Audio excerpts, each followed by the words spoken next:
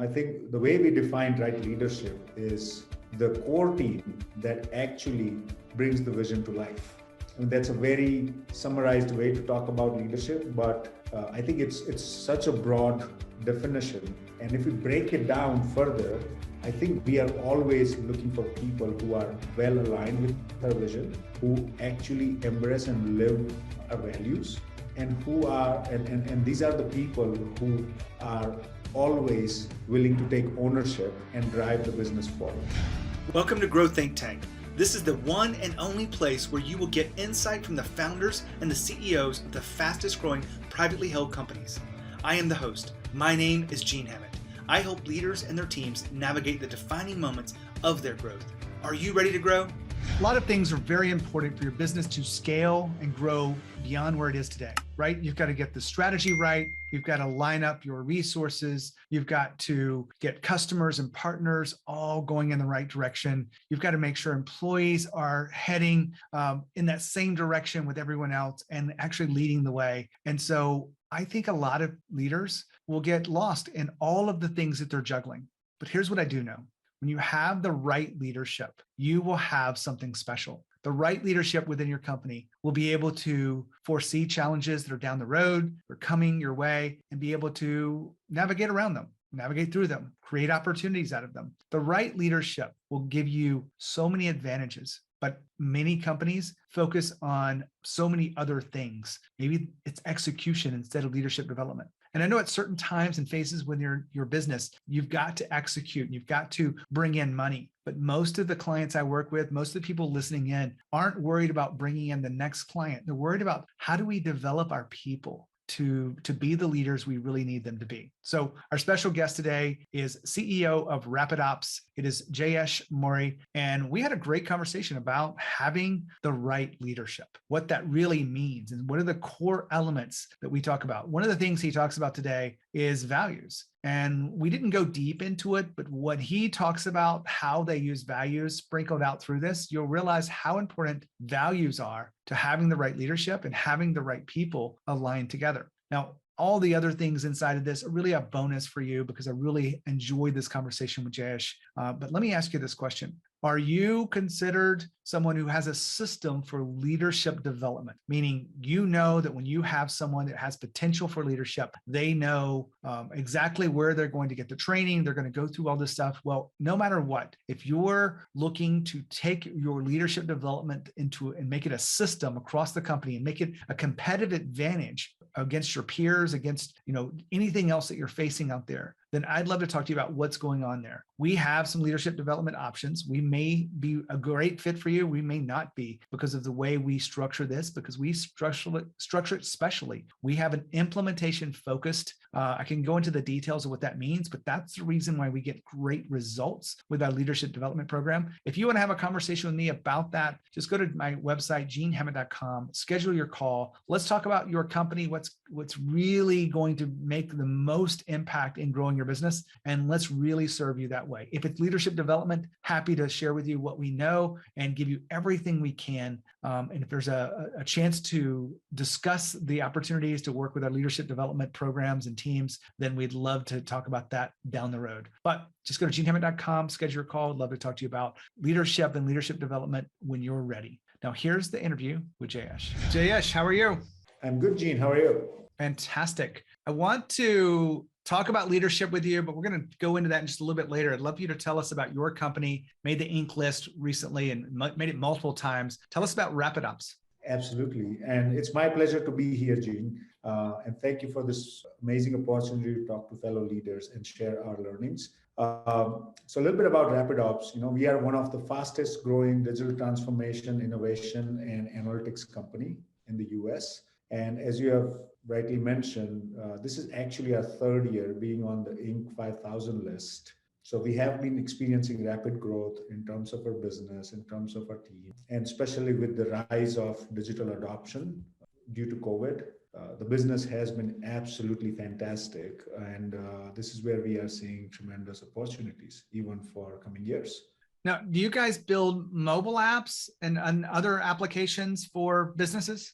So I think, yeah, absolutely. I mean, in summary, we do help customers with some of their software applications, but more importantly than that, our bigger business is helping large enterprises and mid-sized companies to actually transform their businesses using technology. Specifically, data integration, data analytics, AI and machine learning, plus using some of the traditional technologies of modernizing legacy systems, and also helping them thinking through how to go about driving this new technological change in their enterprises. This is where largest revenues and growth comes from for Rapid. Well, I'm kind of curious, over the next 5 years, what are the trends that you may know that we don't know that we can expect to see in this whole digital transformation area?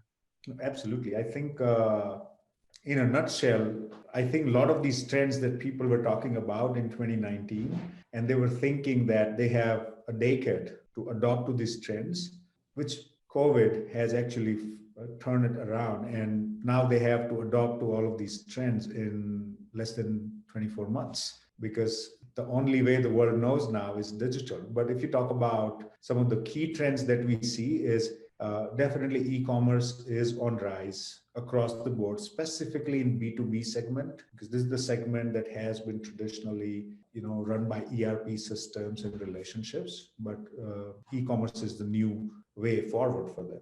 We also see massive trend in legacy transformation. Every company wants to be digital ready. They want to automate processes. They want to use their data, but some of their existing systems are not designed to do that. So we are helping them, and many companies like ours are also helping them unlock the value that is stuck within their existing systems. On top, if we talk about very exciting things or next gen technologies, definitely AI and machine learning is on rise.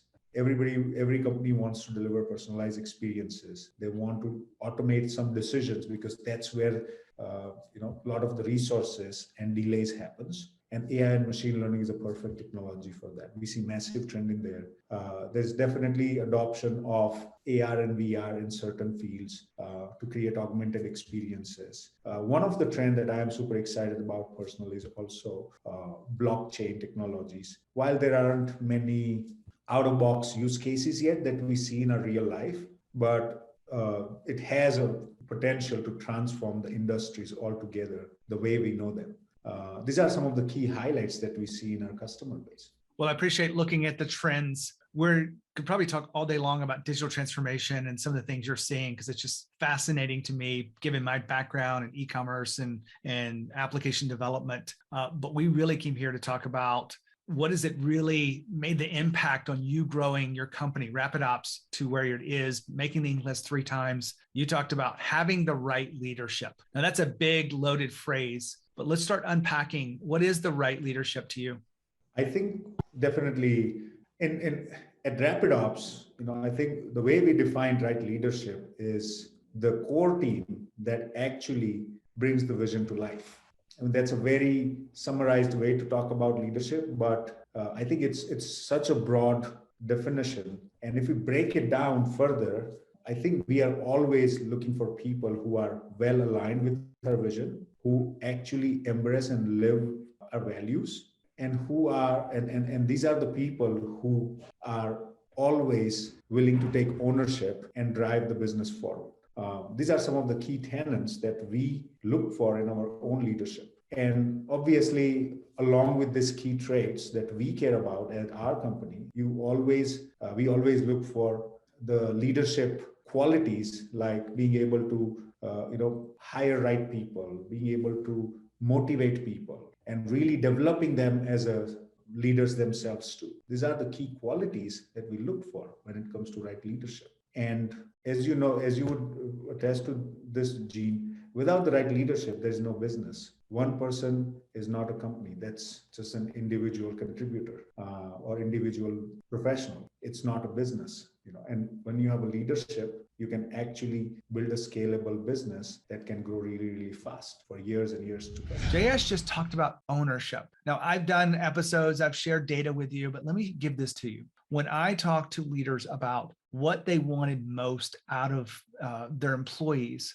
it came from one key question. And this is the question that I got wrong. with big growth goals, how do you get your employees to take responsibility for those goals? And fast growth leaders corrected me and said, it's not about responsibility. It's about ownership. They've got to feel connected to it. They've got to make it a part of who they are, their identity. When they do that, we're able to overcome the challenges and have a much more cohesive team. I share this with you because you want to drive to a place of ownership. This is one of the things I'm known for. I've spoken on stages about it. I've got a book in development about, the feeling of ownership and how do you lead to inspire that ownership from others. And it really is a topic I love dearly. So I brought this up because I want you to have a little bit of information that I've gathered in the journey. If you want a little bit more details around that, just send me an email or something. Find my email address where I can share with you the 6 core principles of leadership. Happy to help you. Absolutely free. No opt-in required. I'll just give it to you because I want to see you succeed. Now back to Jayesh. I would imagine that you've been through a lot of different approaches to leadership and principles that some have worked probably really well. Some of them probably haven't worked. I'm kind of curious. Let's go with the ones that haven't worked. Have you tried different things and approaches as you built this team out that just haven't worked the way you thought they would? Absolutely. Many, many times, and specifically at our scale now, about 280 people and growing rapidly, we need leaders at different levels. And some of the things that we tried that did not work well is hiring the wrong leaders. Because when you put when you put a person in a role which he's not very suited for, it actually wreaks havoc, not at just his level, but throughout the entire team and also in the peer teams. And sometimes when you are interviewing people, specifically for the leadership roles, you will find that the previous experience that the leader has is well aligned. All the questions were answered correctly. He was able to gain your confidence. But when you assess your situation and when you bring the person into your seat, probably they are not able to adopt to your culture and environment. And that's where we have seen few failures, and we have learned our lessons from them in improving how we hire right leaders and how we allocate them to the right roles and how we provide them right support and resources to be successful in that role. Now, I want to just zero in on that one thing you just said. Every once in a while, we find someone who's not able to adapt to our culture. When you figure something out like that, you probably have to go back to look at the hiring process and change it. Is there a question you use, or is there a change in process that allowed you to figure out a better culture fit up front? Absolutely. And I think every time we have situations like this, in fact, my entire leadership team, we always spend time in thinking through what went wrong. We always have monthly retrospectives around all the hires we have made, how the team is doing. And we have at this point has developed some recipes that actually help us get better at hiring right people, specifically leaders. And some of the questions are always more around understanding the person, what motivates the new hire as, in their role, what actually, inspires them to come to work every day. What do they like about people, their team, and we really try to explore them as an individual, because one alignment that we are always looking for is, are you the person who actually attests to our values or who identifies yourself with our values? If you do that well, probably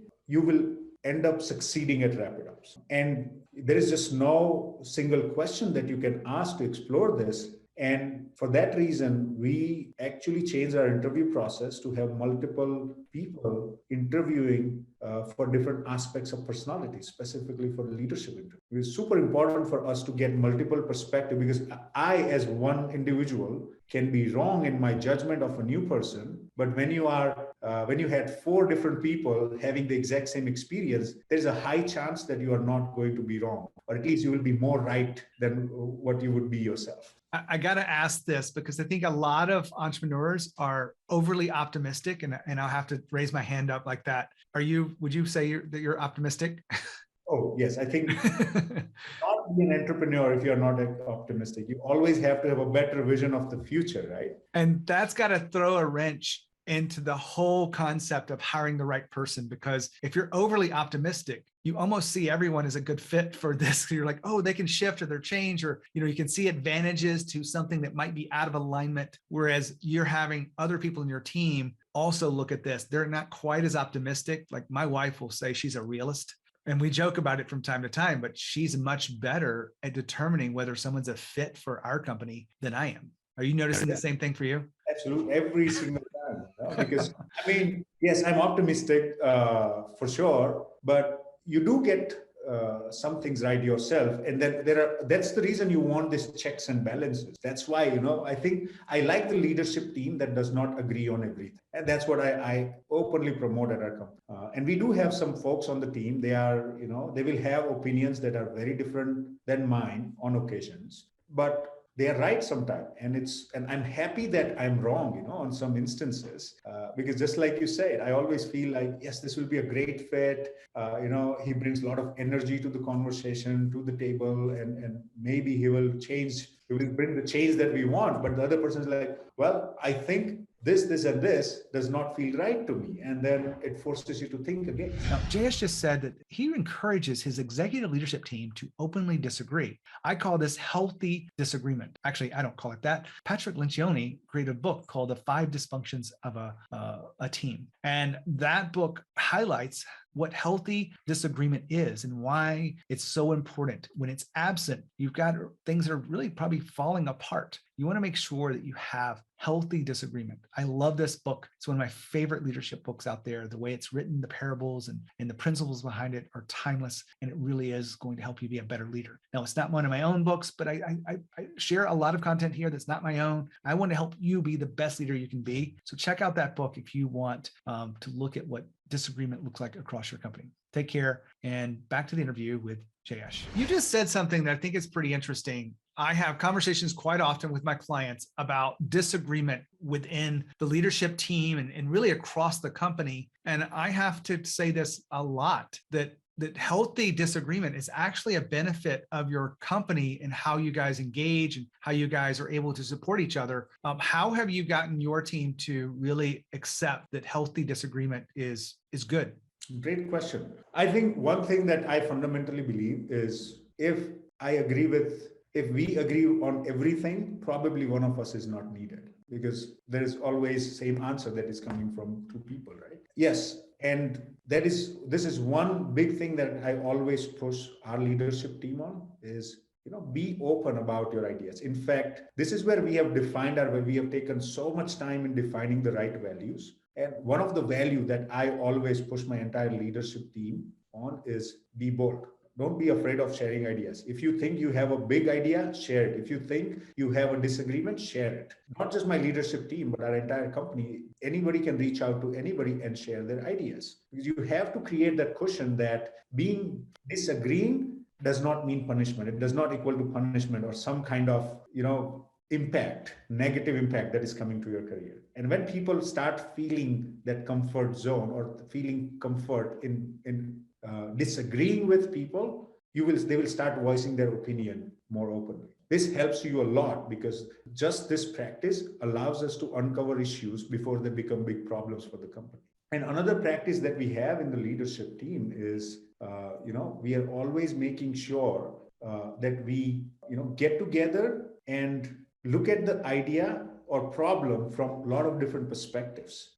And when you seek different perspectives actively, you will find that everybody's opinions don't align, which is a good thing, because we have always seen this at Rapidops, that every time we get together and discuss important strategies and ideas among the leadership team, we find varying perspectives, and it actually results in a much better strategy at the end of the conversation versus at the start of it. I want to explore this as we wrap up today. How do you get them to do that? Is this a special meeting that you offer where everyone knows that we're looking at different perspectives? Or is it something that you'll say or a question you'll ask and everyone knows, all right, so because what I'm imagining is if you decide to go in a certain direction, you might say, but what if we go in this other direction? What does that look like? How do you actually lead into that conversation of we're going to take different perspectives and learn from that process? Just like you said, I think the idea is because every time when there is a problem or an opportunity or a strategy session that we are in,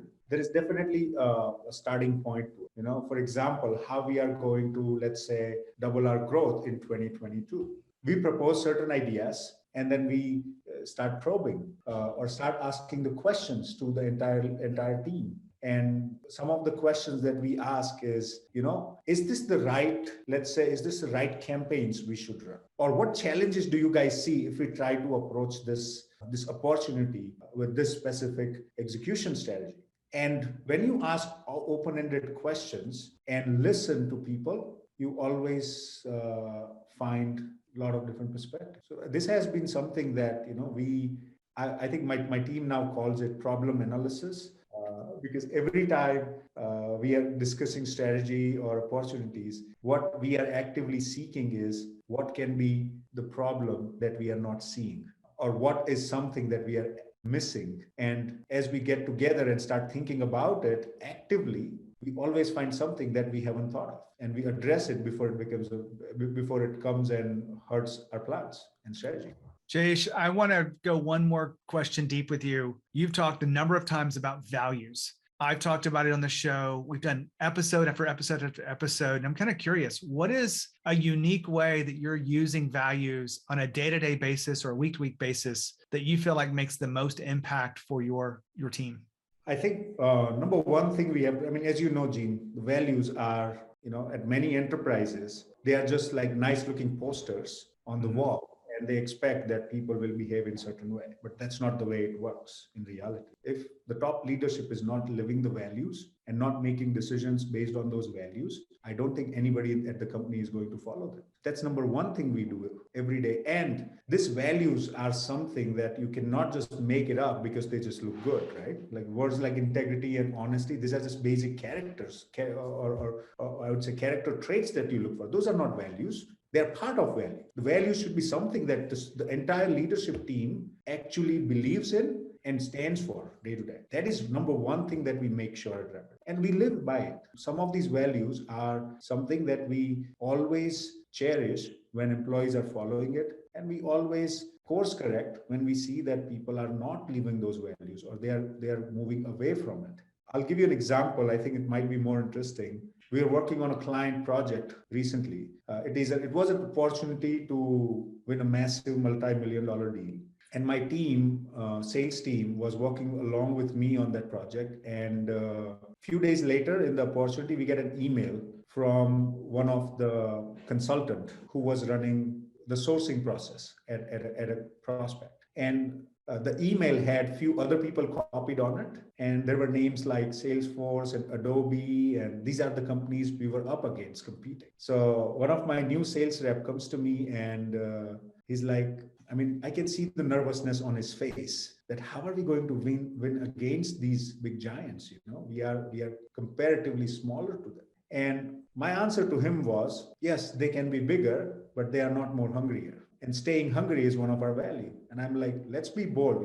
Even if it's the CEO of this company is pitching to the client, we're going to go there and do our best and pitch the hell out of it.